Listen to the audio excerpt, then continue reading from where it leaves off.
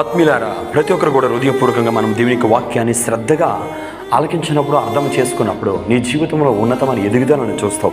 కీర్తనకారుడు అంటున్నాడు, నా ప్రాణము తలడేలాగా భూదిగంతములు నేను నీకు మొరపెట్టుచున్నాను, నేను ఎక్కలేనంత ఎత్తైన కొండపైకి నేను ఎక్కించము.